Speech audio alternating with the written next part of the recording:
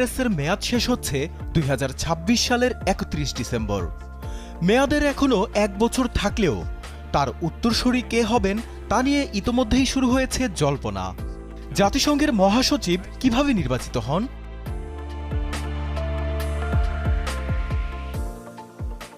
United নেশনসের সর্বোচ্চ প্রশাসনিক কর্মকর্তা এবং সংস্থাটির মুখপাত্র হলেন মহাসচিব। তিনি একাধারে একজন প্রশাসক, কূটনীতিক, মধ্যস্থতাকারী, আবার বৈশ্বিক নেতৃত্বেরও প্রতীক। 1945 সালে জাতিসংঘ প্রতিষ্ঠার পর 9 জন মহাসচিব দায়িত্ব পালন করেছেন।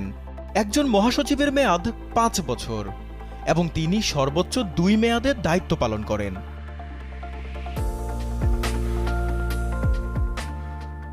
নতুন মহাসচিব নির্বাচনের আনুষ্ঠানিকতা শুরু হয় জাতিসংঘের 15 সদস্যের নিরাপত্তা পরিষদ ও 193 সদস্যের সাধারণ পরিষদের সভাপতি যৌথভাবে সদস্য রাষ্ট্রগুলোর কাছে মনোনয়ন আহ্বান করে চিঠি পাঠানোর পর থেকে।